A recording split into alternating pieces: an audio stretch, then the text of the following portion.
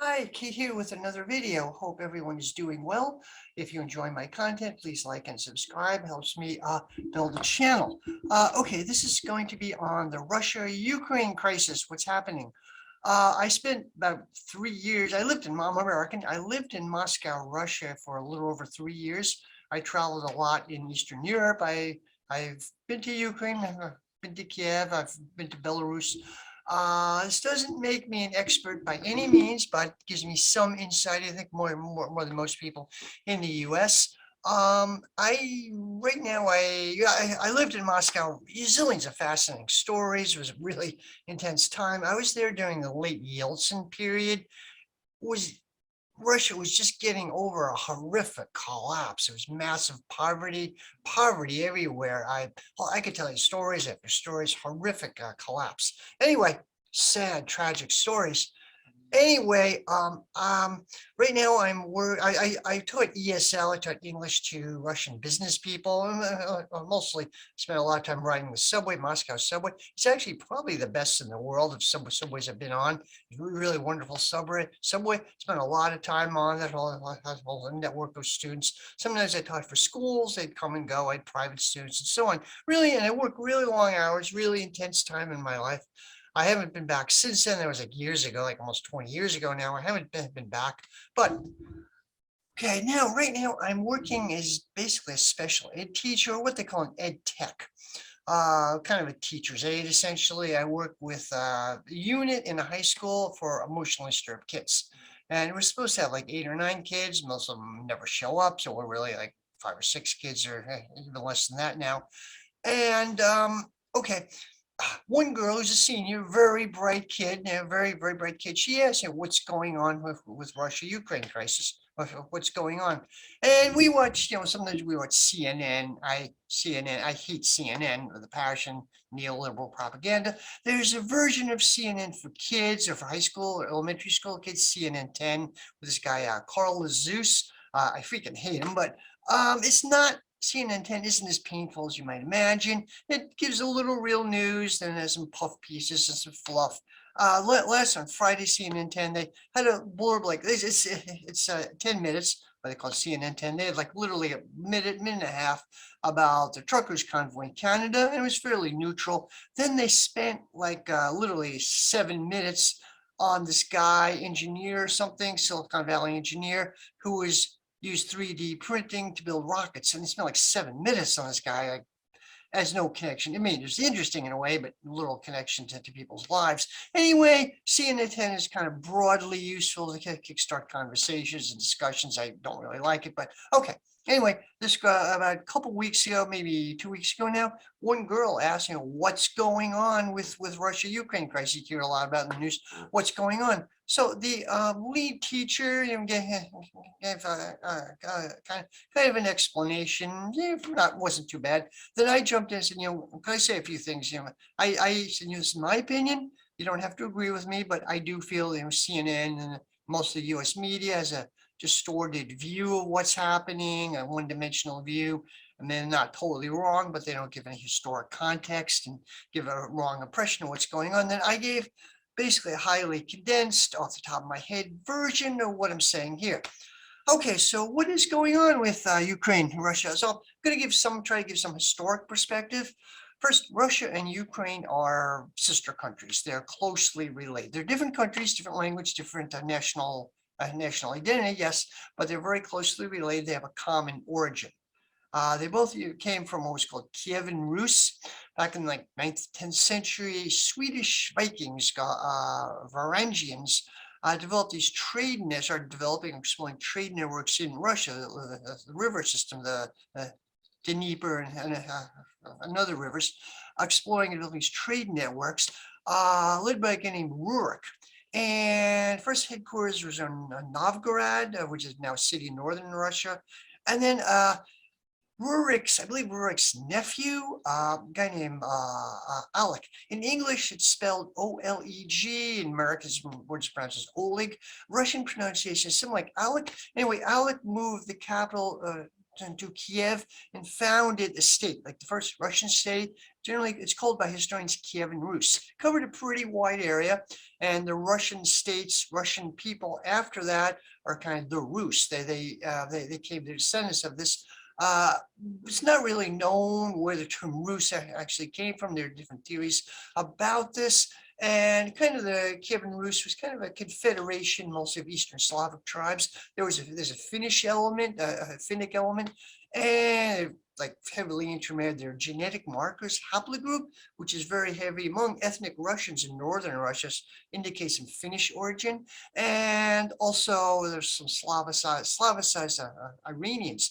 The Iranian people, they're like Iran, of course, but they're Iranic peoples who once covered a huge area of Central Asia, Siberia, even well into Eastern Europe. And they were part of the mix. And there was Iranian influence in early Slavic mythology from that period. Anyway, so fast forward. Kievan Rus existed as a state from 862 to about, I think it's 1242 AD. Converted to as one of the kings, Vladimir, and I don't know, I think around 900 or so, converted to Christianity. Kievan Rus had a lot of trade and cultural connections with the Byzantine Empire to the south. They had wars with the Byzantine Empire, but they also did a lot of trade.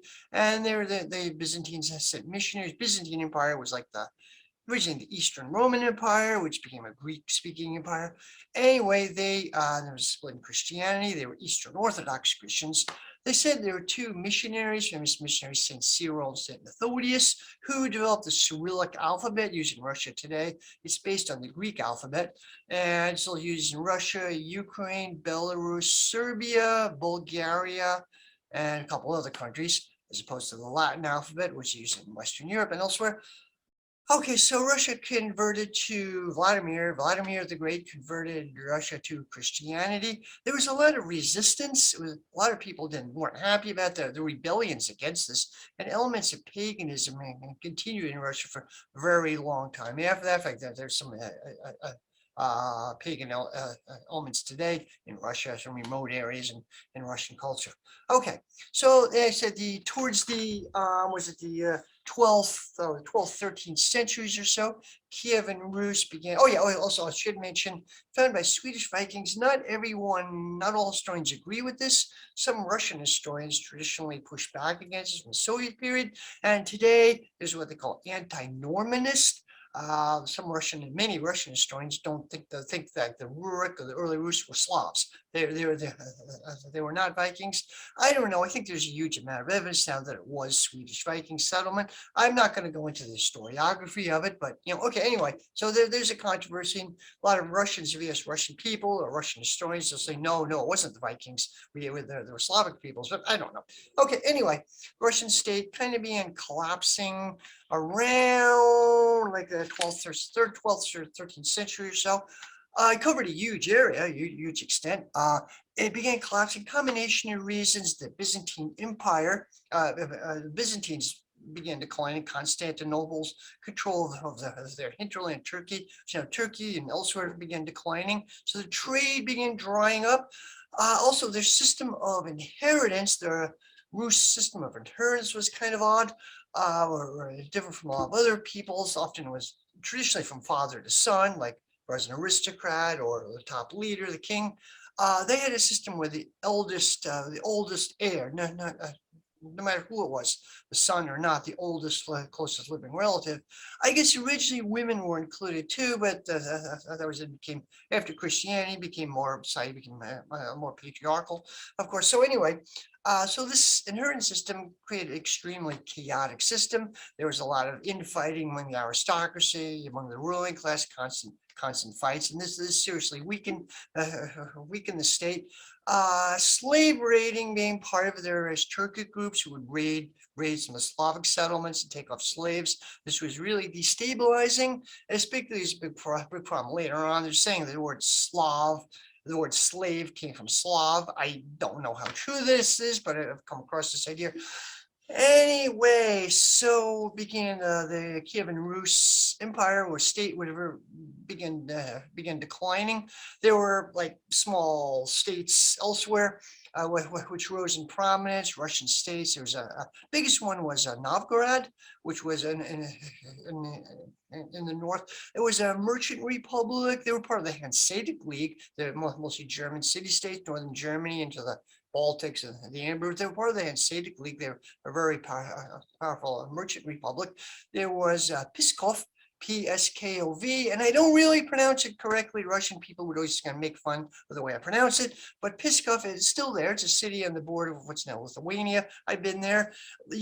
Hundreds of years later, it was the birthplace of Pushkin, the poet who basically founded modern Russian literature. I mean, they had Russian writers before him, but they wrote in French. He's the first guy to write in Russian, and so obviously the whole tradition of a great 19th century tradition of Russian writers.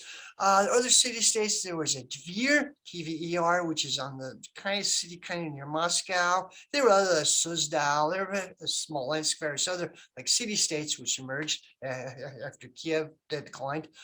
The real thing which did them in was the Mongol conquest, which, if I remember, was in 1240. There's a son carried, I think, by a son of Genghis Khan Saraya. If I remember, don't quote me on this, but I'm kind of giving like I didn't have time or inclination to do tons and tons of research. But so anyway, the Mongol conquest in 1240 AD. It was really horrific, extremely destructive. They burned cities. Moscow was burned to the ground. Kiev, other cities were destroyed. They were rebuilt, but this had profound impacts on the development of Russia. It led to what's called the Tartar yoke, which lasted about 250 years. It was control over what became Russia.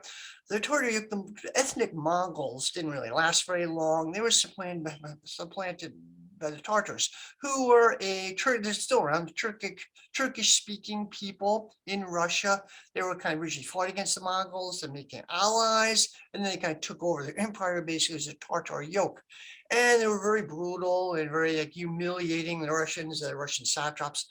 When one Russian leader came, the Russian leaders had to come and give them obedience. If they got the ritual slightly wrong, they'd be instantly killed. It's pretty horrific. Moscow reemerged as a vassal state of the Tartars. They got along mind. They were their errand boys, basically. For a while, started off this way. They got a lot of power. Gradually, got power within some of these other Russian states. Like they could control who became the leaders of Novgorod and other places. Gradually, got more and more influence while doing the Tartars' dirty work. Vassals doing the Tartars' dirty work. This gradually changed. Moscow became more and more powerful. And Tartars began gradually getting more weaker. There's internal fighting and they had their own. So it began gradually weakening. There was a king or leader of Moscow, is Dmitry Domskoy, who led an led a rebellion against the Tartars. I think we're talking early 1400s. If I remember, don't quote me on this, but he temporarily succeeded. Eventually he failed. He lost, but he got some more freedom of maneuver from the Tartars. The yoke was weakening, and finally, they were finally defeated by Ivan the Third. And Ivan the Third, what years? Ivan the Third was like 1480. The Tartar yoke was finally broken in 1480 by Ivan the Third. Now, Americans, you say Ivan. It's kind of a more Russian pronunciation is Ivan, kind of like the French Ivan. It's a form of the name John, the word of the name. Okay, and Ivan finally broke the Tartar yoke, and Russia or Moscow became fully independent from the Tartars. And then began Duchy of Muscovy, began a process of the Russian Empire began absorbing and conquering and there is a historic area. Most of the historic areas of the original Rus and then expanded to Siberia. Huge expansion. His grandson was Ivan the Terrible, Ivan Grozny in Russia. The term terrible or Grozny has a connotation. I mean, it's used by English-speaking people. Grozny has a connotation of fierce and brutal at the same time. He was an interesting character. Okay, there are a couple of really great, interesting Soviet movies, Soviet era films about that period in history. Filmmaker Tarkovsky, great filmmaker, did a film called Andrei Rublev. The historical Andrei Rublev was an icon painter from like 15th century icon painter, if I remember. Amazing artwork, kind of icons, just like a painting which was used in churches, some religious significance. He was at the level like the European Renaissance, made exquisite work. Anyway, this film, Andrei Rublev, is supposed to be a realistic depiction of Russia right at that time, like shortly after the Tartars were pushed out. And it's kind of interesting. It's really not a comedy exactly. Andrei Rublev, at one point, he stays in a pagan community, Slavic pagan group, and he kind of betrays them. He's portrayed as kind of an opportunist shitheel in the film. The historical character, I don't really know. His paintings today have survived. They're at the Tretyakov Gallery in Moscow. If you get a chance to visit Moscow, go to the Tretyakov Gallery. You love art. Go to the Tretyakov Gallery. It's traditional Russian artwork. It's not modern, traditional. Another painter is Ilya Repin, who's later on, like 1880s, 19th century. Ilya Repin, nationalist kind of Russian art. Really great stuff. It's at the Tretyakov Gallery. Get a chance to check it out. Okay, another Soviet film was called Ivan the Terrible by Sergei Eisenstein, the great filmmaker, and describes, the boyars or the noble class were kind of, Russia's state was really, really weak, and Ivan the Terrible became the grandson of Ivan III, became czar, but he started really weak. The state was really weak. The boyar, our aristocratic class was at the currently things they were allied with different foreign powers, some with German Teutonic Knights or whatever, Germanic groups, they were Poles, and they were playing off foreign powers. So what he did is, film shows how he played these people off, got control, and basically crushed the boyars. He had some of them killed. He had his own secret police. He was pretty brutal, authoritarian, and it was kind of a spoof film. In some ways, was kind of a spoof on Stalin. Stalin actually liked the film. He apparently had some clues he liked it. Apparently, there's a part 2 which I haven't seen, which Stalin did not like. But okay, anyway, fast forward. So, Ivan III and Ivan the Terrible later consolidated the Russian state, absorbed all these other principalities, whatever, pushed out the Tartars. There was something of a power struggle with, believe it or not, Lithuania. Lithuania sounds bizarre today, but for a time back 15th century, they were a major world power. They were a large world power in Eastern Europe anyway. And there was a possibility a Russian state could have coalesced around Lithuania and Vilnius, whatever, the capital of Lithuania. Except the thing is, the aristocracy was Catholic. They did not want to become Russian Orthodox. So they were rejected by the noblemen, by the landowners, that they were rejected, the state coalesced around Moscow. And so people say they were, the Tartar yoke enforced some of the absolutist authoritarian traditions. There was just something called Caesaropapism, like Russia evolved differently in Western Europe. Okay, in Western Europe, there was kind of like centralized nation states developed, like France, Spain, France, absolute monarchy, Louis XIV, Spain, England, other places. There was something of a power struggle with the church. Kind of took place over hundreds of years. They were kind of not enemies. They were kind of on the same sides, always, but there was a power struggle. And as a result of it, both institutions were weakened, and there was like room for like a civil society to develop. This didn't happen in Russia.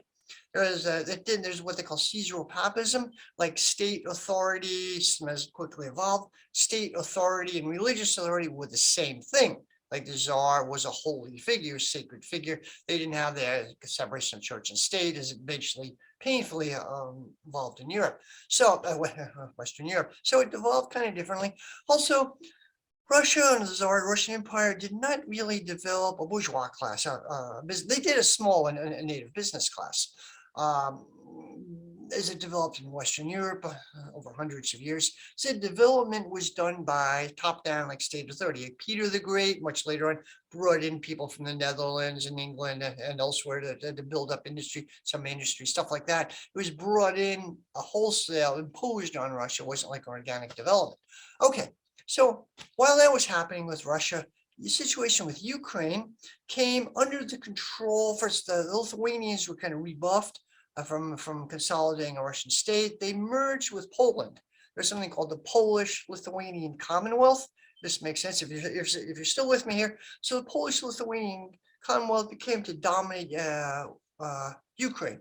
Basically, they protected from the Tatars. They beat back the Tatars and other groups, and they kind of kept it safe from the Tatars. There was some, interestingly, the aristocracy of Ukraine was kind of Russian or like Ruthenian, which kind of sort of means another word for Russian, leaning towards Russia. But many of them actually converted to Catholicism. And in the sense of like national identity, if you converted to Catholicism, you were no longer a Russian, you were a Pole. It was just a matter of what religion you were. They were both like Eastern Slavic peoples, it's just a matter of you converted to Catholicism, you were Pole. If you were stayed Eastern Orthodox, you were Russian. The peasantry pretty much stayed Eastern Orthodox, stayed Orthodox Christians for the most part, as far as I know. There was a Uniate church, like a faction. The Eastern Orthodox Church was in communion with Rome. And anyway, there was huge Western influence in Ukraine, most of what became Ukraine, huge Western influence. Slave raiding became a huge problem, like the hours in Ukraine during like, we're talking 17th, 18th century, 16th, 17th, 18th century, mainly huge demand for slaves in the Ottoman Empire. And their constant Turkic groups would steal the slave raids. There was one area called the Wildlands, I believe, area like southeastern Ukraine, which became virtually uninhabited. There were brutal wars, also constant slave raiding, which kind of uninhabited, abandoned. And there's slave raiding a problem. The aristocracy didn't or couldn't or didn't really want to protect the common people from this. So that's where the Cossacks came in. I think they emerged like 16th, 17th century. I may have my dates a little wrong. We don't know where the Cossacks originated. The term may be from a Turkic group. A lot of the traditions do seem kind of Turk. They're kind of multi-ethnic, but came to be primarily Slavic, Eastern Slavic, and they were Eastern Orthodox religion. So this Cossacks emerged to give protection to the peasants. Peasants joined them. They're like are somewhat semi-nomadic armed camps. So they lived with a military society, armed camps, and they fought back the slave traders.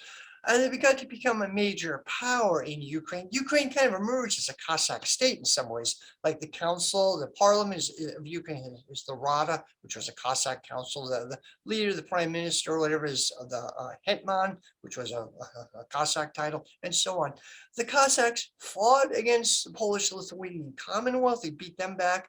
They also fought against the Russian Empire. They resisted the Russian Empire, but finally they were defeated. Finally, Ukraine by like 18th century was brought back into the Russian Empire. The Tsars, by the way, I believe it's, Ivan the Terrible was the first Russian leader to take the title Tsar. It came from Caesar, like Caesar. There's a corruption with Caesar from they got a lot of stuff from the Byzantine Empire.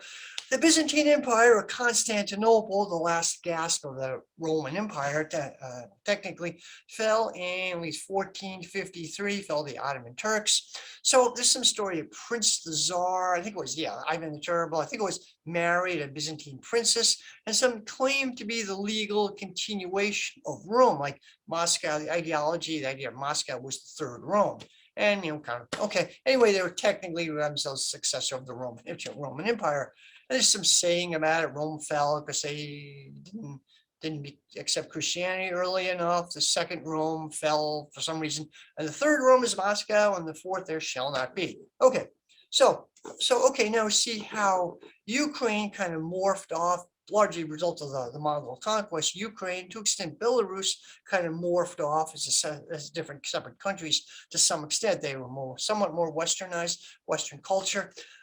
As an aside, interestingly, there was like around the 10th century or so, there was now Moravia, which is part of Czech Republic, I believe. There was something of like a Western Slavic state. Like the Eastern Slavic state was Kievan Rus, and Byzantine missionaries kind of founded or helped found like a was supposed to be a Western continuation of it, the Western Slavic Empire, centered around Moravia. It didn't last too long. Eventually, the Magyars, ancestor of the Hungarians or the Hungarian aristocracy, came in, conquered that area. They became Catholic eventually, and they put a dividing line, which is why some of the Western Slavs are Catholic, and Eastern Slavs remain Eastern Orthodox, like Czech Republic, Slovakia, a few other places gravitate towards the Western dividing line. Kind of interesting historical tidbit. Okay, so fast forward. That's why they sort of accents of history. Ukraine spun off. They have common origin with Russia, but they kind of spun off.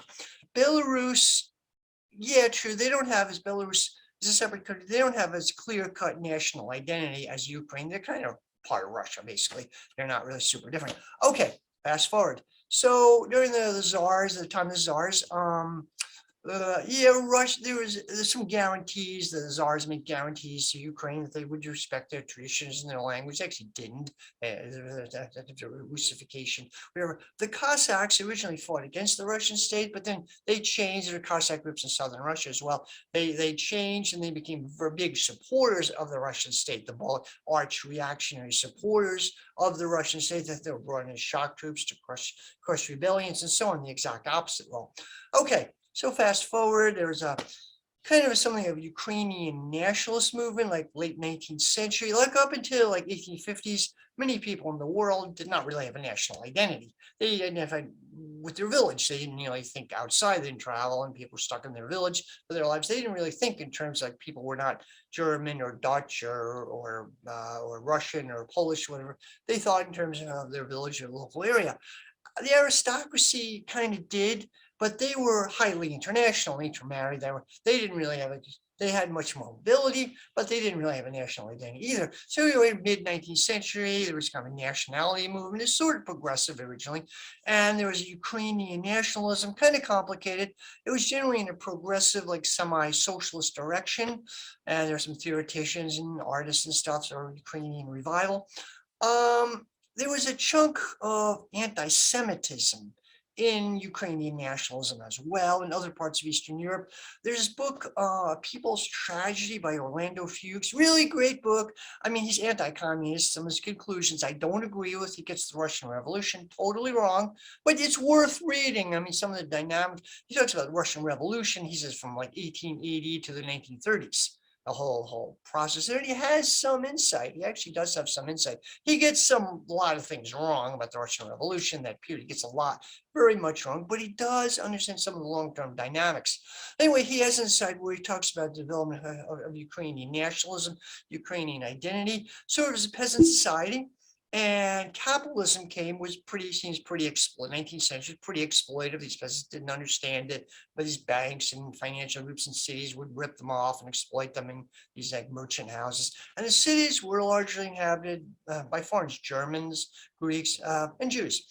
And so as resentment developed, Ukrainian nationalism took on an anti-Semitic tinge. Not all Ukrainian nationalists were anti-Semitic, but there was this element there, and still there. In modern history, this came more into play. So, some of the dynamics similar in parts of Eastern Europe. A variety of nationalism as a right-wing element to it, anti-Semitic, semi-Nazi element to it, and then we'll talk about that a bit later. Okay, so fast forward, the Russian Revolution. There were there were several odd succession of governments in Russia. There was some kind of Ukrainian socialist group which took power, Soviet, but they didn't want to be part of the Soviet Union. They were not Bolsheviks, some local group. They went through several stages, like Ukrainian Soviet Republic. They didn't last too long. They went through several stages. Then the Germans occupied it, and towards the end of World War I, they had a right-wing puppet government for a time. That didn't last. So finally, Soviet government took over and Ukraine joined the Soviet Union. There was this guy, an anarchist Nestor Makhno. He, during that time, during the time of the Russian Civil War, Russian Civil War, called the Russian Civil War, was really brutal in Ukraine. Huge destruction, huge destruction. So this guy, Nestor Makhno, was an anarchist. He had a peasant anarchist army. They had anarchist communes and communities and things. They carried out anti-Semitic pogroms and massacred Jews. And Nestor Makhno himself was not anti-Semitic, and his wife wasn't. He and his wife tried very hard to stop this. They weren't really too successful. They tried hard to stop this. Anyway, Makhno's army fought against the whites, and Denikin, white generals, fought really well against the whites, but they also fought against the Bolsheviks. He was defeated by Trotsky. Trotsky tried very hard to bring him into the Bolshevik movement, said nope, and he was defeated. Makhno ended up as a taxi driver in Paris. Interesting, tragic historical figure. The Libcom website's kind of anarchist left, ultra left site. There's a lot of information on this if you're into this. Okay, so fast forward, became part of the Soviet Union, and initially, early periods of the Soviet Union, they did a lot to support Ukrainian culture, Ukrainian cultural autonomy, language revival, and stuff. That kind of ended under Stalin, and more Russification. Also, collectivization of agriculture was kind of brutal everywhere. It was necessary to collectivize agriculture in Russia. It's collectivized in the US. Most agriculture is run by agribusiness. It's a form of capitalist collectivization. The idea of private ownership of land just doesn't really make sense in any modern society. Anyway, agriculture was collectivized, but as Trotsky said, it was a one-sided civil war. It was horrifically brutal, and there was a wave of famine, particularly bad in Ukraine, and particularly resented. There's the idea of the Holodomor, which some right-wing historians say like a deliberately engineered famine in Ukraine. I don't agree with this. I don't think, but there was a period of famine. I don't think it was deliberate, but there were some horrible times. Okay, so that period ended. The Second World War. The area of Ukraine, 1939. Some areas which was under the control of the Austro-Hungarian Empire and Austria, whatever, was brought into the Soviet Union really late, like 1939. The people who lived there were not terribly happy about it. Okay, so the German invasion, 1941. Some people in Ukraine initially welcomed the Germans as liberators. That didn't last very long. That quickly faded. It became apparent the Germans wanted to exterminate them. They refused to disband the collective farms, which time war hated. They massacred people.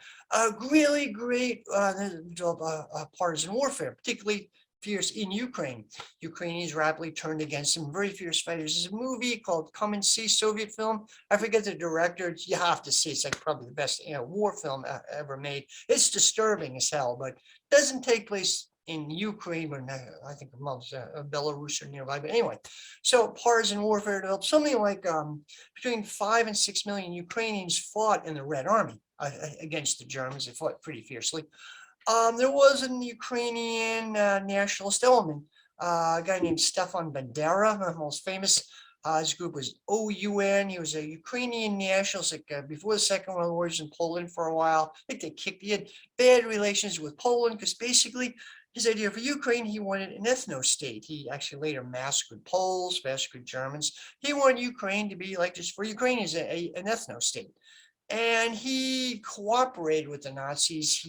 They were kind of using each other. They didn't trust each other. He wasn't quite a Nazi. He was a highly vicious fascist war criminal, absolutely. At one point, the Nazis put him in a concentration camp, then they took him out. They ended the war. Towards the end, they tried using some of these figures, but didn't really last.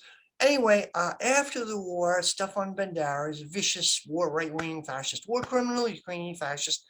He lived in West Germany, and he worked for the CIA, or part of his factions of his group, the OUN, or American Ukrainian nationalist fascist groups, worked for the CIA, also worked for West German intelligence. Interesting, Bandera himself was killed by a KGB hit squad in 1959. An interesting historical tidbit. Okay, there's been a revival of his reputation in Ukraine. Today, some writers, like more pro-Russian writers, call Ukraine modern Ukraine Banderistan. Okay, fast forward. Okay, the Soviet Union, early period after Second World War, they actually did a lot to build up Ukraine. It wasn't treated too well earlier, so Ukraine was developed. They put money into it. Majority of Soviet athletes, Olympic winners, were Ukrainian. They're little scientists, very well represent scientific community. I believe it's 1950. Oh yeah, some stuff I didn't mention. Yeah, okay, so backtrack a little bit. I mentioned area of Ukraine, like around like 17th, 18th century, the wildlands. It was devastated by slave raiders and wars. It was resettled. Catherine the Great resettled a lot of this place. Emperor the Tsarina brought ethnic Russians, and so a large part of Ukraine, eastern Ukraine today, the Donbass region, is ethnic Russian. It was so they call it Novorussia, a term was coined during the time of Catherine the Great, Novorussia, which is part of Ukraine, but they're Russian, New Russia. Also, the Crimea, kind of like around the late 1700s, a Turkic group or Turks who had controlled it, they had forts and fortifications. They were pushed out, that they were defeated and were settled by Russians. It was sometimes, Crimea was sometimes called Russia's version of America. Russians settled there, but people from everywhere, Greeks, Germans, other people, Poles, even people from Scotland, groups from everywhere settled there. They spoke Russian, came to identify as Russians. The character is a little different from Moscow. You go to Moscow, it's fairly dour. People don't smile, a little tense. People when you go to Korea, Russians, identify as Russians, they're much looser, more like, hey, how are you? Much more like a Mediterranean, a Southern European type personality. And the climate is like parts of Crimea, like subtropical, really warm. Okay. So when there's a naval base, Sevastopol or Sevastopol, pronounced Sevastopol in Russian, naval base from the time of the Russian naval base from the time of the Tsars. Okay, so I believe it's 1953 where Khrushchev kind of gave Crimea to Ukraine. It was complicated political reason, kind of a sop to Ukrainian national feeling to some extent gave. It didn't really mean that much. I was kind of an administrative gesture, didn't really mean a lot. Later on, it did face some problems, but it was historically, Crimea was historically part of Russia. It's Russian. People identify as Russia, as Russian, but it was given to Ukraine. I think it was 1953. I could be a little off, but okay. So fast forward, 1991, the Soviet Union collapsed. Why? Why the Soviet Union collapsed? Well, reasons. We can spend a couple of videos on it. I think in most socialists think the Russian Revolution was the greatest event in world history. The working class took power, state power, and kept it. Like Paris Commune, they took power, but it collapsed after 2 months. The Russian Revolution, they took state power and kept it. Soviet Union was a worker state, but it ran into problems. It was attacked. It was brutal civil war. It was attacked by 7 or so countries. The actual working class was wiped out. Many of them had to flee to the countryside to survive. Others were killed in the brutal civil war or co-opted into bureaucracy. So it was a worker state in which the working class was atomized and destroyed. Peasants had to be brought in and to the factories, and there was a horrific famine. So the way it evolved was kind of an authoritarian one-party state, not the way socialism was supposed to go, but that's what happened. They were under horrific, every time socialism has been tried, it's been horrifically, viciously attacked anywhere in the world. I mean, it's not just as an experiment, let's see what happens. No, it's viciously attacked. Okay, so Trotsky, I'm a Trotskyist. Revolution Betrayed, it's a classic, describes some of the dynamics. Still, Trotskyists regard the Soviet Union as a deformed worker state. All these terms are a little overly formalistic at times, but it was deformed. It was a worker state. It was a post-capitalist society. It developed, even under Stalin, like 10 years, industrialized like amazingly rapidly. 10 years came from like almost feudalism to an advanced industrial economy, which was pretty, so what a planned economy can do.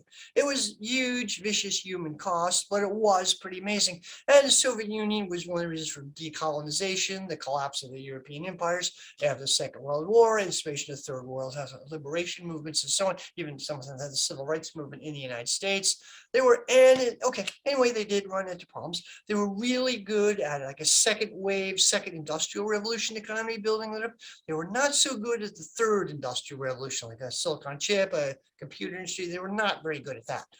Um, the best Marxist takes are one by Walter Daum, who was a theoretician of a group called LERP, League for the Revolutionary Party. They kind of think movement kind of they kind of think they merged to the DSA basically. They got making increasingly weak. I thought of them as ultra left, but they're kind of like liberals now. Anyway, I don't agree with the central. Walter Daum had this book called this thing, The Death of Stalinism and the Rebirth of Marxism, something like that. I don't agree with his basic idea that Russia, Soviet Union was state capitalist. I don't agree with that. But he does now interesting discussion of the nuts and bolts of the Soviet economy.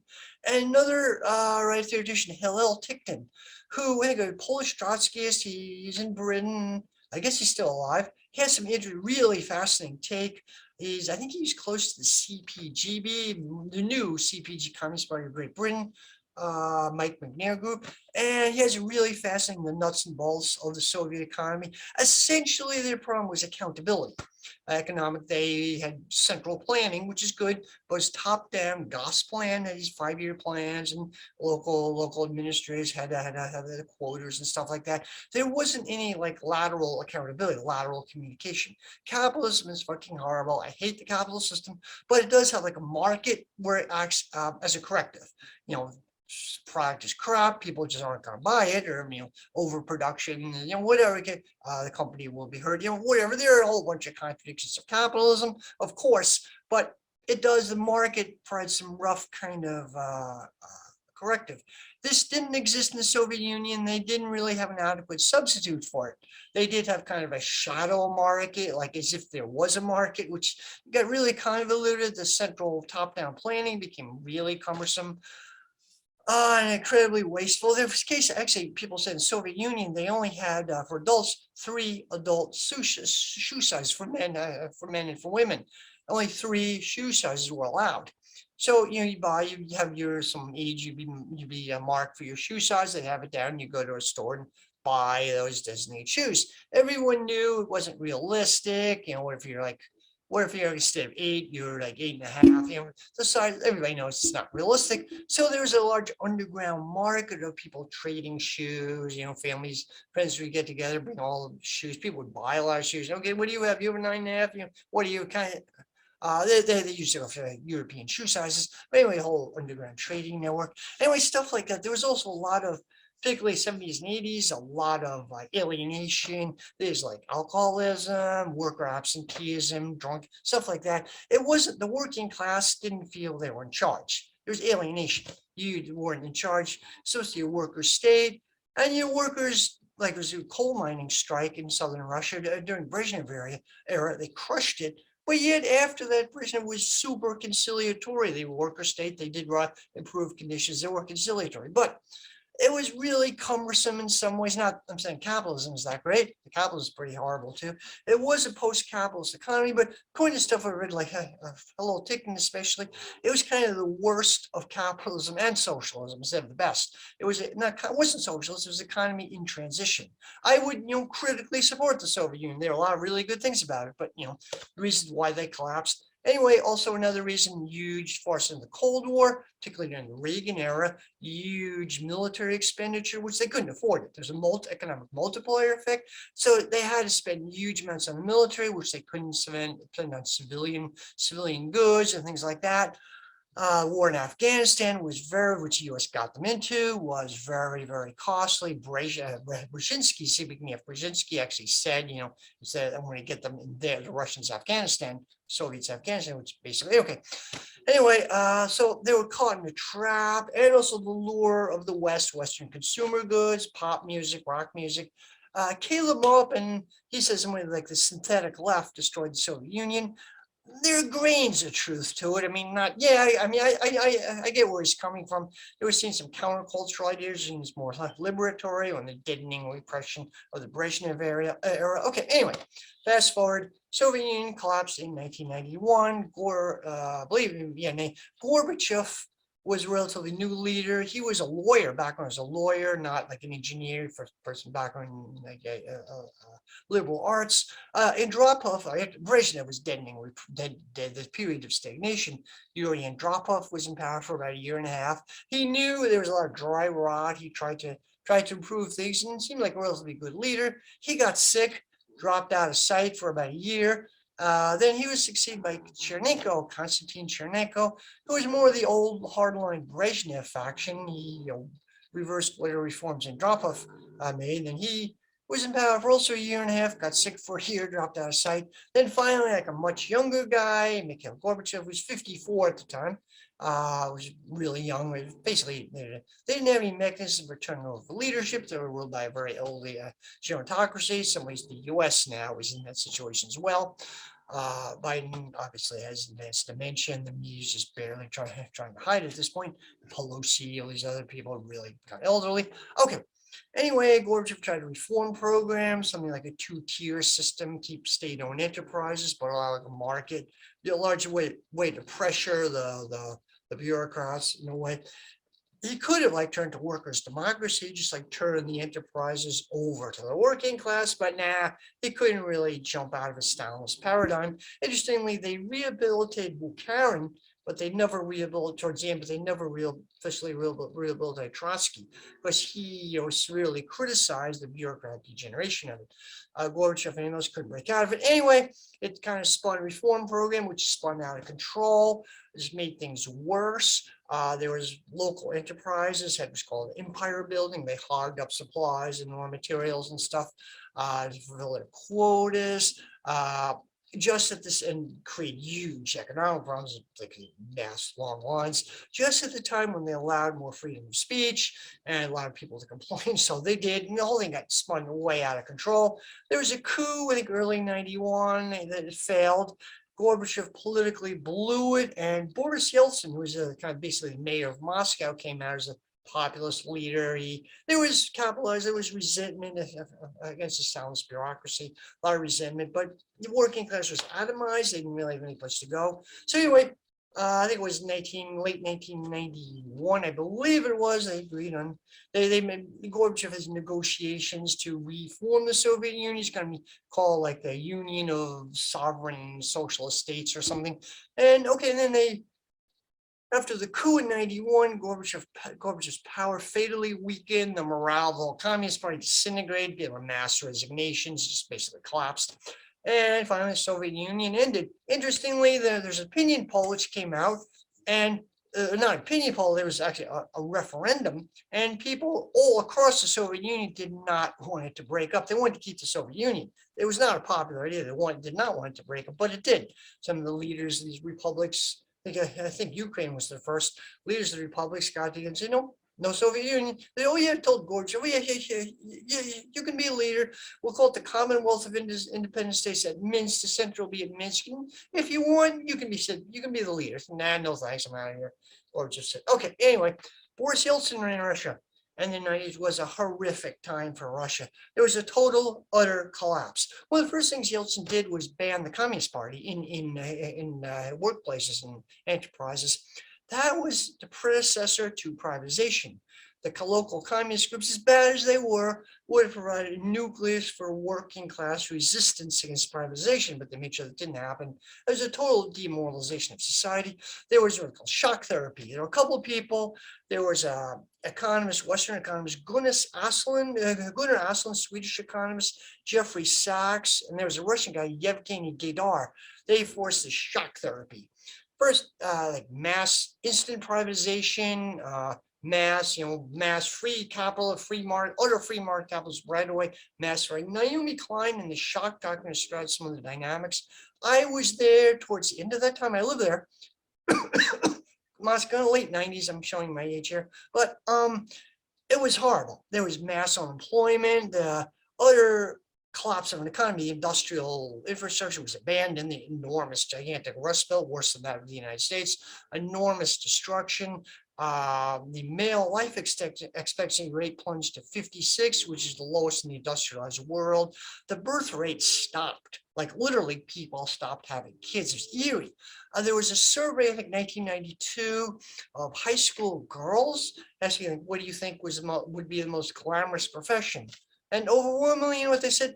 foreign currency prostitutes. And this was a shock, like Russian writers pointed to say, what have we become as a country? It was so utter despair, destruction of Russian society, mass unemployment. I lived there, so I could tell zillions of stories. I lived in the later 90s. I taught English to Russian business people. One time I carried like an apple with me, and I kept it in my bag. I had a bag with some, my textbooks I used for giving lessons to students. And I had an apple in my bag, a little too long. I threw it. So I threw it in the dumpster in this area, like market area. I threw in this dumpster, and a bunch of elderly women called babushki, which are an institution in Russia, babushki, but these were desperately poor babushki. They dove for it. Elderly women dove for a piece of rotten fruit. That was fucking disgusting. And there are so many stories like that. There was like poverty and alcoholism, totally despair just about everywhere. There were gangland shootings like every other week. I didn't see a shootout. Some friends of mine did. People say Moscow time was like Chicago in the 20s. Eventually they consolidated themselves, and that was more peaceful. But Russia was literally under Yeltsin was a gangster state. There wasn't a difference in gangsters and anyway, massive population fell into extreme poverty. Half the population fell way below the poverty level. There were cases like people weren't paid and wouldn't be paid in weeks. I don't know how they survived. Some places they were like Siberia or Eastern Russia. A lot of businesses would pay their employees, male employees anyway, on vodka. And that became kind of a de facto currency, and people's men's wives became upset because they paid vodka, they drank it all up. And anyway, people paid massive wage arrears. Plus, there's a tiny group of people, oligarchs, who became billionaires overnight. And there's another somewhat larger class of people, well-connected business people, did okay. They're called the Novi Ruski, New Russians. They were kind of yuppies, but more even sinister than yuppies, very brutal business class and extremely rich, while the mass population was extreme poverty. I had a student. I call him Igor. I don't remember his last name, and even if I did, I probably shouldn't say it. But Igor was a former physicist, and science established in Russia utterly collapsed. He literally paid like $20 a week, utterly collapsed. And he had some import-export business with Western Europe. I don't know what his import-export was, but anyway, his office, I went to his office and I had to give him English lessons. It was a place called the Moscow Commercial Club. It was a kind of a square, like a courtyard, traditional, architecture courtyard. And to get to Igor, he was a nice guy. He was a very wealthy guy. I don't know what he did. He was a lifetime member of the Forest Hills Tennis Club in Queens. And he went to London, he went to New York, he traveled around a lot. I was to give English lessons to him. I had to go through, and he's a nice guy, very nice guy, very immaculately dressed. And Igor's problem was he couldn't speak English very well. So I taught him English lessons for a while. I had to pass through like 3 security gates. One guy let me in. Second guy had to call in and mobile. There's before cell phones were smartphones super popular, but he had like a mobile phone. He called in, and then the third guy would finally let me in to see Igor, and I gave him a lesson for like an hour and a half. He paid pretty like $100 a shot, so dollars, US dollars. He paid pretty well. There's a casino nearby, and there's a Moscow Commercial Club. Moskovsky, I don't forget but Moscow Commercial Club. There's a casino in the basement. There were like weird casinos about everywhere. Another time, I taught a student who were actually Tartar nationality. They were accountants, worked for this company.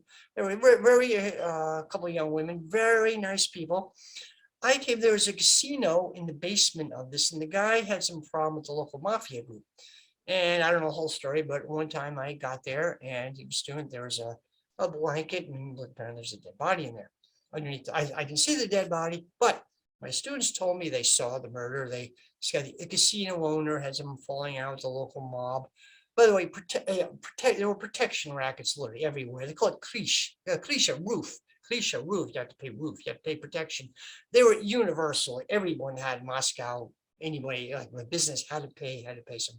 They started out as like private security firms. They were barely concealed security, barely concealed protection. So anyway, my students said to me, they started, a couple of days. I missed it by one day. But this guy, they knew who he was, nice fellow. He owned this casino. He started doing this in front of the cars. Car started a funny dance. What's going on? Wait, why is he dancing? And they looked out, and he fell down. And they They shot him. I didn't witness it, but my students did. And oh god, there are so many other stories like that. There are kind of more obvious ones. But it was a gangster state under Yeltsin, and Novi Ruski small class did okay, but no one else did. And the idea of neoliberalism, the term wasn't around then. They called it the Washington Consensus. Quickly became very unpopular. Jeffrey Sachs later felt guilty about what he did, and he kind of moved more to the left later on. He says some interesting stuff. He was on CNN like last year sometime, talking about Syria, and he complained about what U.S. imperialism was doing in Syria, and he like wasn't supposed to say that. The CNN host was like shocked. Oh, you don't mean that, do you? And they tried to get him off. No, you're not supposed to say that. Okay, anyway, Jeffrey Sachs moved more to the left, but Yevgeny Gaidar is still around as a corrupt billionaire, and I don't know what going. Anyway, and Bill Clinton was saying, "Stay the course, stay the course," of course, which drove the population to extreme poverty. Okay, well, later Yeltsin period went through a couple prime ministers. He was barely functional drunk, pathetic drunk. There's a story, Bill Clinton tells a story that when he came to DC, Washington, DC once, one morning, the DC police found him like face down, dead drunk on a sidewalk. Apparently claimed later he was trying to get a pizza in the middle of the night. I don't know how a security detail allowed him to do this, but anyway. Okay, so fast forward. So towards the end of Yeltsin's time, he went through a couple of like prime ministers. He was president, went through a couple of prime ministers. Primakov, interesting guy. He was a kind of a nationalist one. Chernomyrdin, first name is Victor Chernomyrdin, who looked like this really fat guy, like a musty oligarch. Okay, yeah, I'm leaving out a big chunk here. Sorry. Okay, there was a time Yeltsin, Soviet Union collapsed in 91. Then I believe it was 92, 93 or so. There was a kind of a Yeltsin staged a coup against his own government, failed to do it. Basically, there was a power struggle. The Duma, more hardline factions, didn't really want to privatize things, didn't want to go far ahead with privatization. They were industrial managers. Well, Yeltsin did. And there was like a dual power situation, eerily reminiscent of the Russian Revolution, but it's a dual power situation. So Yeltsin shelled parliament, attacked, destroyed his own parliament, carried out like a coup against his own government, like a parliamentary coup of sorts. And there still remains some power struggle. The privatization scheme was really resisted, some resistance. Yeah. Oh, yeah. Also, I believe in 1990, I believe it was 96, 95, I believe it was 1996 election. Talk about, under Trump, there was so much hysteria about Russian interference in American elections, which is horseshit. But U.S. had massive influence in the Russian beginning. I believe it was 96. Huge push to get Yeltsin reelected. He was unpopular. I mean, the economy had collapsed. And the Communist Party had reemerged, not the original one. People say, it's a constructed Gennady Zyuganov. It was a constructed opposition. It was an opposition party, still the second largest party in Russia, maybe the largest party, the second largest party in parliament. Yeltsin's, Putin's party is United Russia, but they didn't really put it up the couple of times they could have taken power. Anyway, I believe it was the 96 election. U.S. hired these consulting firms, and they gave Yeltsin like adrenaline shots. He was kind of something, kind of same thing they're doing with Biden now. He was a barely functional alcoholic, but they boosted him. The media manipulated things. They went out all out, and there's probably some election fraud too, all to get him. They didn't want the communists to come back. And they wanted to continue the massive looting of Russia, massively loot. There's a Time magazine headline at that time, like 95, 6, it's called the Rape of Siberia. Western companies came in, just tore up Russian economy, bought up things, fired, looting, basically looting, neoliberal looting. Private equity firms came in, just devastated the economy. And of course, there was a major backlash against this. So, Yeltsin was reelected, just barely. Okay, so there was still a power struggle with some of the people against privatization. The guy, prime minister, is first prime minister, I believe, is Victor Chernomyrdin, this big fat guy, I don't need to be fat phobic here, big heavyset guy, who came off as a really vicious oligarch. He was kind of a compromise figure, unpopular. He was replaced by Primakov, who was a banker. He was, I think, a banking industry. He was actually something of a Russian nationalist who wanted to stop this Western looting. He didn't last very long. Finally, he was replaced by Putin,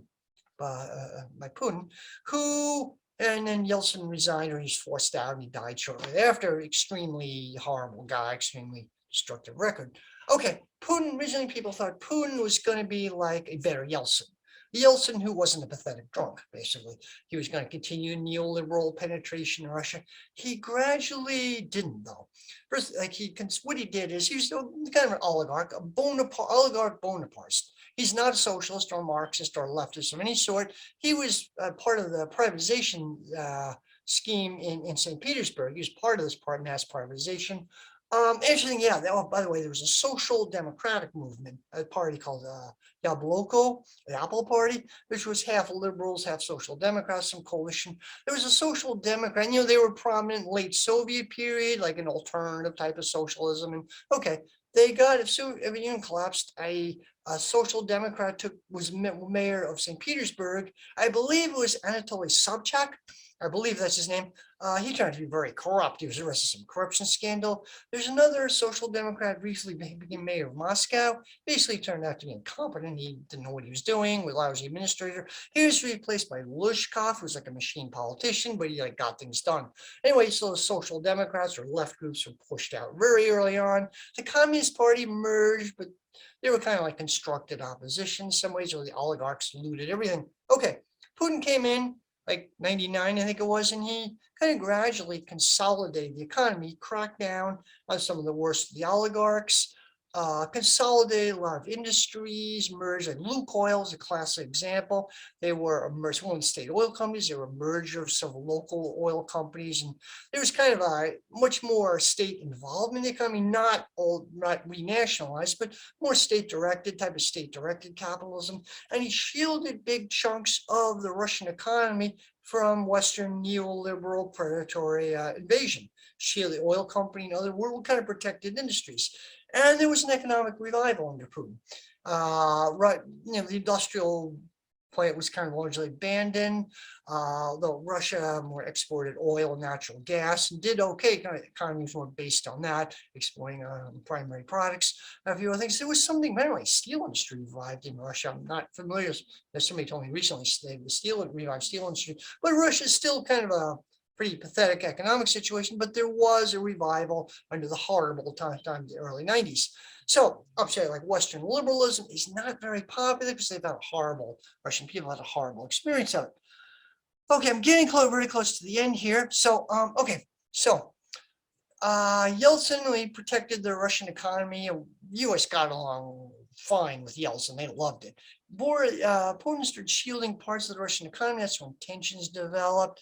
There were a whole series of things really became bad under it was what they call under late Bush administration, I believe, the crisis in Abkhazia.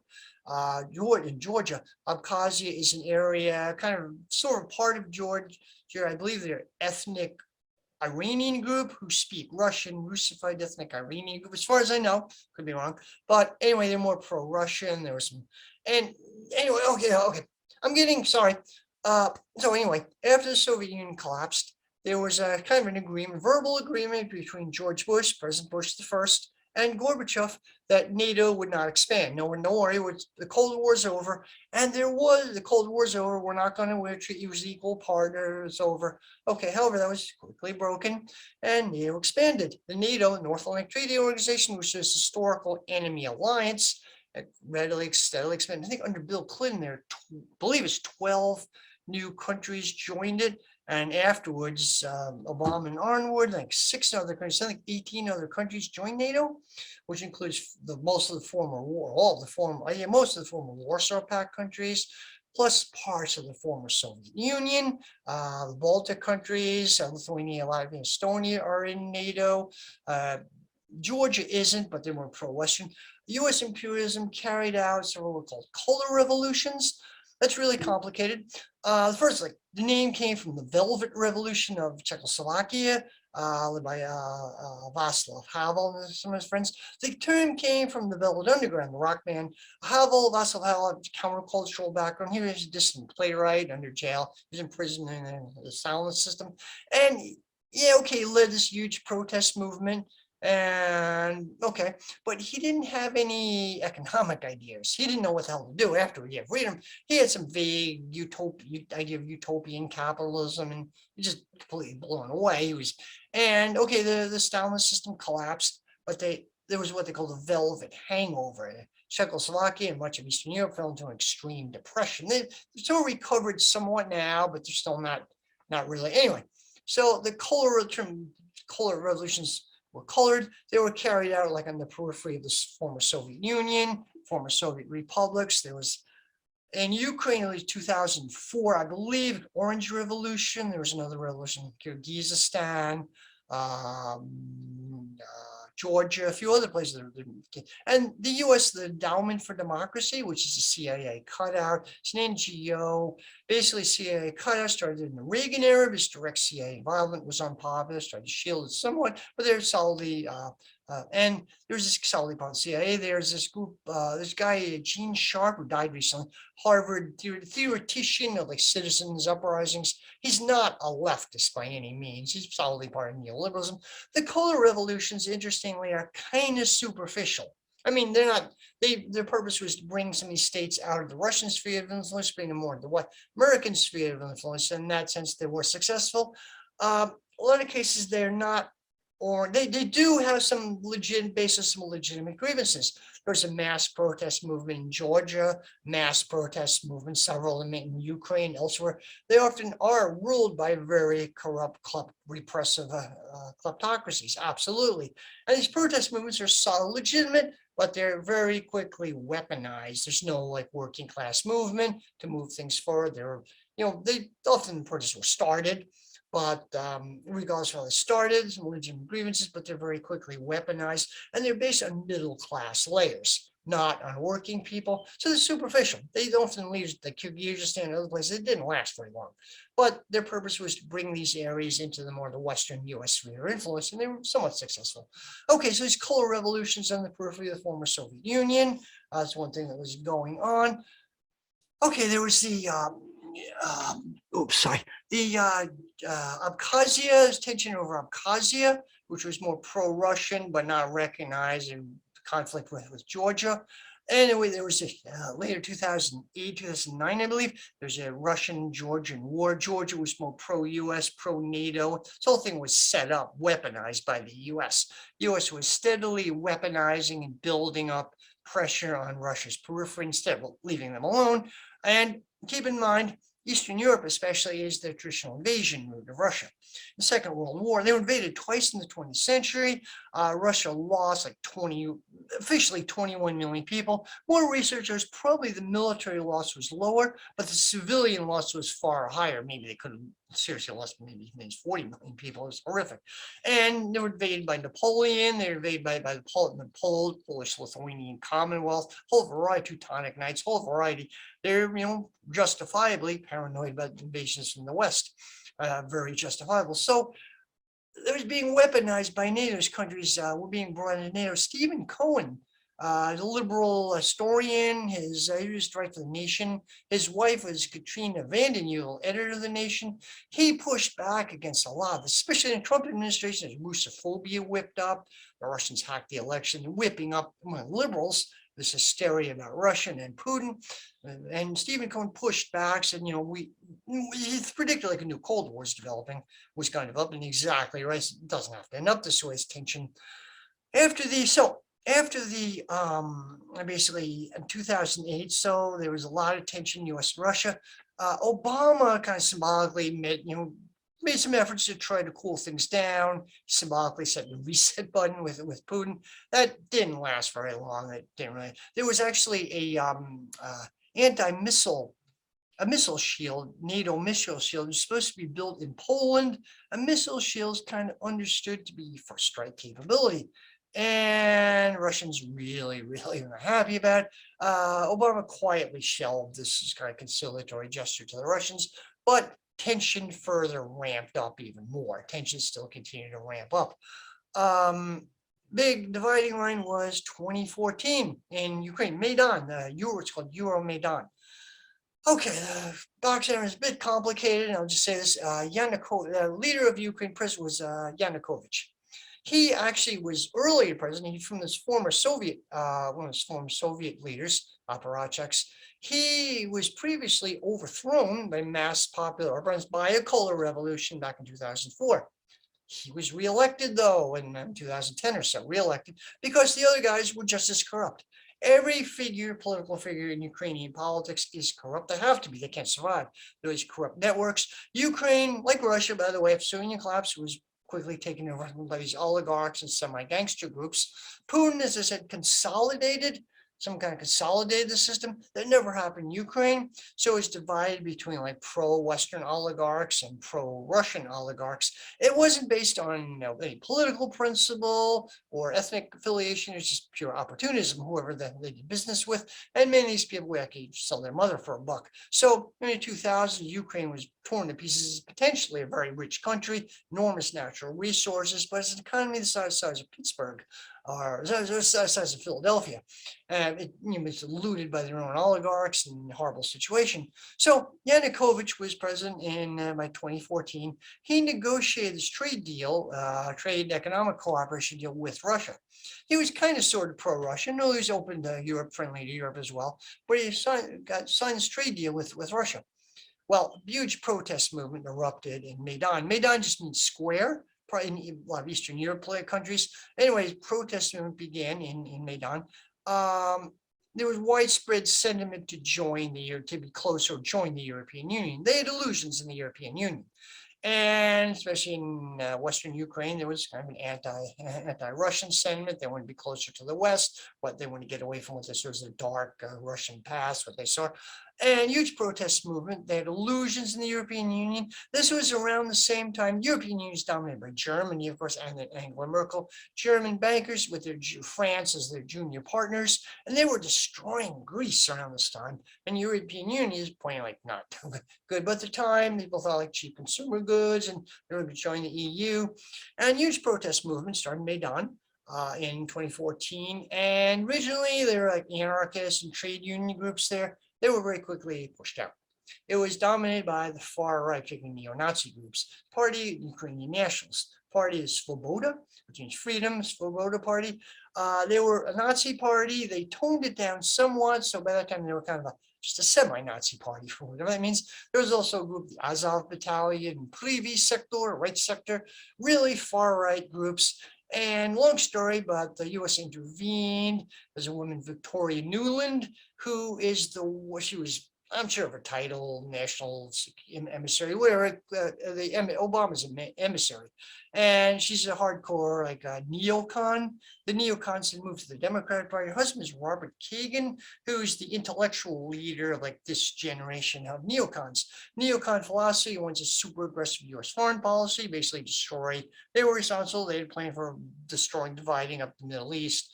Literally, there was a map of the Middle East. Wanted to redraw the map. I think long-range term is to break up the Russian Federation, not just Soviet Union, break up the Russian Federation. Anyway, U.S. very blatantly intervened. Victoria Nuland was over a recorded conversation like, fuck the EU, and I want Nats. I want yachts. Referring to Yatsenyuk, another politician whom she wanted in place. She was the EU, European Union, had their own interest. She said, fuck the EU. Anyway, it was this protest movement was turned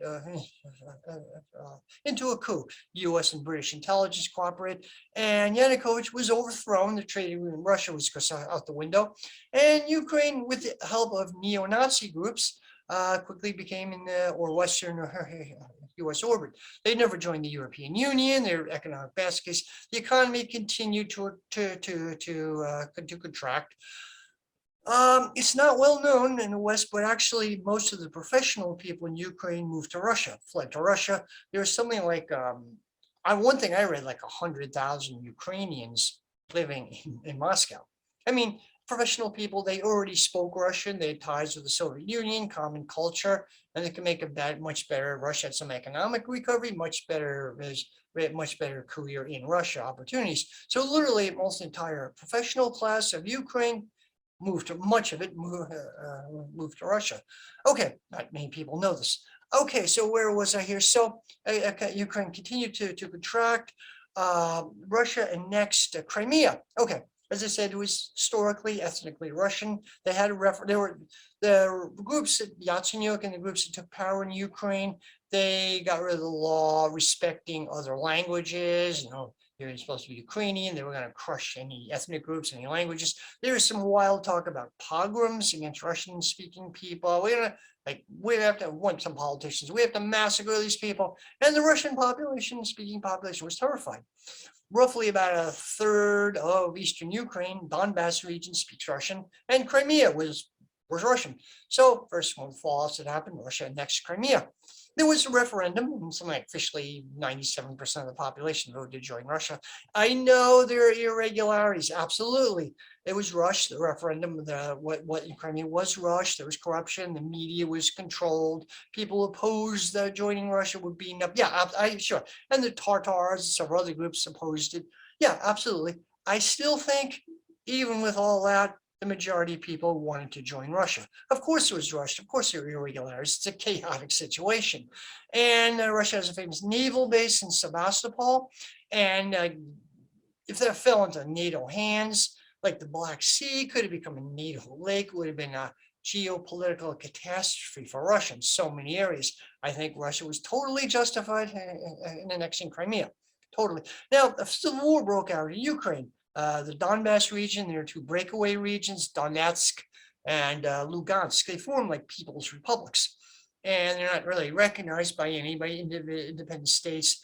There were something like civil war broke out, and 10,000 people were killed. There was an incident, I think it was 2015, where 39 people, like more Russian separatists, were burned alive by Israeli when they caught trapped in a labor union headquarters, and it was set on fire. They were burned alive by his right-wing group. Interesting the way the Guardian frames it in the passive tense. 39 people were killed in conflict. The other more left-wing newspapers to say, they were murdered by the right wing, which is more closer to the truth. Anyway, the breakaway areas and the central government lost authority. There was intense negotiation of a ceasefire, what they call the Minsk agreements, where Ukrainian central government Kiev was supposed to agree to like a federal decentralized system and allow some autonomy. It was pretty much ignored. They never implemented, and the Minsk II agreements was completely ignored.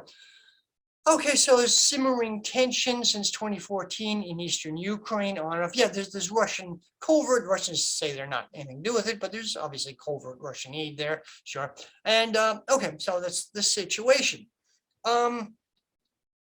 U.S. has continued to weaponize it to pummel Russia.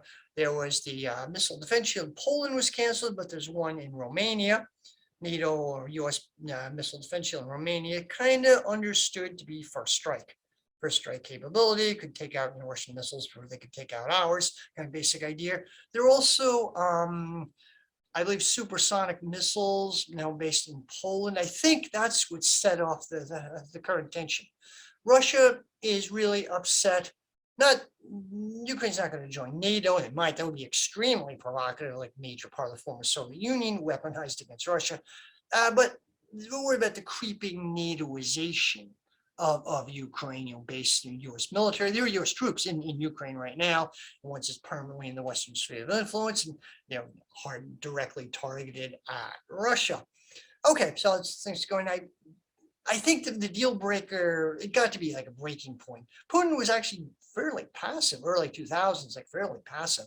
There was also Medvedev was president for a while, they switched sides. Medvedev was originally kind of more the neoliberal faction. He was kind of okay with Western penetration. Putin more wanted to protect, but I think they're both on the same page now. So that's the situation. It got to be an intolerable situation for Russia. In December of last year, they issued like an ultimatum, like needed some written agreements from the U.S., not NATO. NATO or U.S. lapdogs, and Russia blatantly basically said this. No, from the U.S. and NATO, and the U.S. cannot break agreements. U.S. promised they weren't going to verbal agreement, they weren't going to expand NATO. They did. U.S. broke the treaty with Iran, and for a while, Putin actually in China wanted to go along with the U.S. Like Putin, early 2000s, agreed with sanctions against Iran. They actually allowed Putin at one point allowed U.S. to use Russian airspace and sending troops and aid to Afghanistan. That's no more, of course. U.S. extremism is going on for the last years, particularly under Trump, and even more recently, forced Russia and China into a very close alliance, which is, geopolitical disaster for the U.S. There's talk of a whole bunch of things building up to it. There's talk of blocking Russia from the SWIFT bank transfer program, which would severely economically hurt blocked into foreign trade with the West. But they could find new sources of trade with China and with the East. They're building up their own area, so it's really interesting. So there's a geopolitical collision point. So with Ukraine, anyway, December, they kind of Russia left something ultimatum to the U.S. Said, we need some written guarantees by a certain time. You're not going to continue. They said that Ukraine's not going to join NATO. You're not going to continue to weaponize aimed at us. And they want an answer. The U.S. met with them a couple of times and refused to give an answer. They want to negotiate by other things. We're not going to say anything about that for now. So tensions continue to ramp up since December. This is February now. There are, media says a lot there, like over 100,000 troops on the Ukrainian border. What they're missing out on is that this is in Russian territory. They legally have a right to do this. It's their country. So, they've been provoked, enormous provocation. If, U.S. respected neutrality, Ukraine's a neutral buffer country, would have been fine. But no, Ukraine's being weaponized right against Russia. It's a neocon agenda. So tensions massively ramping up. As I'm speaking in this area, there may be a war. I don't know. Very recently, U.S. is saying Britain is going to be a war. Constant war scare in the U.S. media. U.S. like yesterday warned American citizens in Ukraine to leave in 24 hours or the military won't be able to rescue you. And I think recently insurance companies canceled the insurance for flights flying over Ukraine. And there are like more U.S. troops being sent to the Baltics.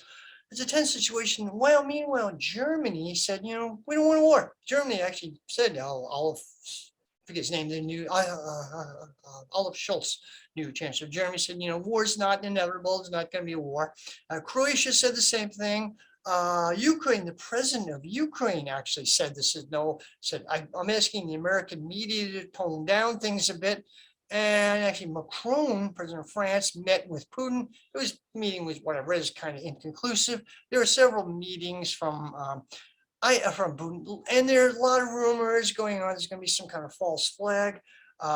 Who does false flag is U.S. media and U.S. I think what's his name, Secretary of State, actually said there's going to be Russians are going to stage a false flag in Ukraine. Well, they're more pro-Russian sources say the U.S. is going to stage a false flag, a massacre, a poison gas attack, like what happened in Syria. They're going to make up a poison gas attack, some like casus belli for an attack. I don't think Putin wants to invade Ukraine. It's a very weak, backward, devastated country. Why would he? He doesn't want to take, does not want to reintegrate Ukraine into Russia. They don't want it. Why would they want to? He's even resisted annexing the Donbass. Starting around 2014, there was some drive. Russia wanted him to annex the Donbass. I'm not going to do it. He annexed Crimea, but he stopped at that. I don't want to expand. Boris Kagarlitsky, Russian leftist, even talked about some of that. Said, reason for Putin's being more aggressive in Donbass was because of working class struggle. There are groups in Donbass. Some people say they're fascist. I don't really know. I don't think they are. They're more like ideologies, combination of Soviet nostalgia, Soviet era communism, plus Russian nationalism, plus Russian Orthodox Church. He's an American guy. I forget his name offhand. Who's there? Interesting character. He talks about a lot of this. And so I know there could be a war. I kind of don't think there will be. One theory is that Putin will claim, he'll get a lot of, he's tanking in the polls. The U.S. has extremely low approval rating. And so anyway, war is a traditional distraction. He could claim that he was the person who prevented a war. I saw Putin face to face and I made him back down. Putin himself said, yeah, okay, well, whatever. Okay, bro. Sure, good story, bro. Yeah, sure. You don't need to say rolls eyes, but there could be a war. It could be a war, perfect destruction, be a disaster. They're trying very hard to, looks like they're trying very hard to provoke the Russians. Anyway, this ultimatum in December basically said, back out, back the fuck off, or we will turn to military and other technical means. I believe that's how it's stated. So there are options Putin could have other than invasion of Ukraine. That would be a by worst case scenario. Some speculation. They're aiding Latin America. Interestingly, Ben Norton. I have issues with Ben Norton now, but he did point out that Putin did not want to be an anti-imperialist, but material conditions forced him to be one. Russia is now aiding. They're almost forced into the foreign policy of the Soviet Union. Russia is now aiding Cuba, an alliance with Cuba, Venezuela, some other Bolivia, pink tide governments of Latin America. They're close ties with China now, close alliance in economic and military alliance with China, with Iran. They're kind of, not exactly, but coming back like foreign policy of the Soviet Union for that sort. Almost material conditions kind of forced him into this situation. And in Syria, okay, so now the idea of Russia as imperialist, I'm almost finished here. The idea of Russia as imperialist, I don't see Russia as imperialist country. They were fully justified in annexing Crimea, absolutely. The usual thing about Russia being imperialist is Russia's role in Syria. What they did is they supported Assad. They saved his butt, basically. U.S. Operation Timber Sycamore was spending billions of dollars in cooperation with the Gulf states, creating these jihadi groups. And the idea was, could have turned Syria into a jihadi state, like Libya. Turned to a jihadi state. That was kind of the game plan. John Kerry actually said that. It was a game plan. So would have been a disaster for Russia. Russia had an interest in stopping the jihadi groups all over, like their Central Asian, would be extremely destabilizing for Russia. Plus, they have a military base there, naval base, which is mothballed, kind of revived. So Russia was forced into a situation, and they intervened. They stopped. They crushed the jihadis, forced them to Idlib, but they largely saved the Assad government. And it's a good thing that they did. Not that I like Assad, but the alternative is vastly worse. And so many people on Facebook have the wrong. Like a lot of people said that both Russia and U.S. are capitalists, both imperialist countries, and both supporting Nazis in Ukraine. I don't agree with that analysis. I think it totally misses the point. It totally misses the point. Putin is not a socialist. He's not a revolutionary, and he's crushed leftists in Russia. Yeah, there's a lot of publicity about right-wing politicians who are being persecuted, but nothing about leftists. There was communist leaders who were killed, or persecuted, or jailed. Yeah, cracks down on the left, but he's being forced, in spite of himself, to become an anti-imperialist. And I fully believe the U.S. is obviously the main anti-imperialist hegemon right now. Leon Trotsky, almost finished, had a really interesting article, like in 1938. He talked about it's a hypothetical war between a democratic Britain and a fascist Brazil. And Britain then was in the role the U.S. is now, global hegemon, British Empire. Anyway, you would support Brazil. Not to mean you support fascism by any means. You would the right thing. Geopolitics is part of class struggle. That's what I'm saying. So many people on the left, Facebook laughed. I have one more thing. I was kicked off of the Marxist discussion group. It's a Facebook discussion. I think I was kicked off. I can't find it anywhere. I assume. I kind of know why. I mean, they were increasingly upset at me. I had early videos. I talked about some of my problems with that crowd. I know one individual. I used to consider him a friend. One of the admins. I used to consider him a friend. Interesting. He's kind of a jerk in some ways. He called one of my best friends scum. He blocked me. I think he was increasingly upset at me.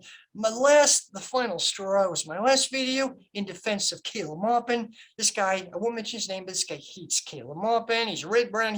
He may have even started the trope about Caleb Maupin being red-brown.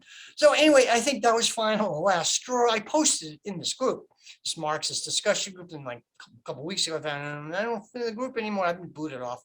I think it's fucking hysterical. The Facebook left is worse than useless. Anyway, that's about it. Hope you've enjoyed my video, and please like and subscribe. As usual, probably a lot of things I wish I had mentioned, but I didn't. And I've been a little disorganized, but I hope you enjoy my content. Please like and subscribe. And my dogs are getting very itchy for a walk, and have a wonderful day. Bye-bye.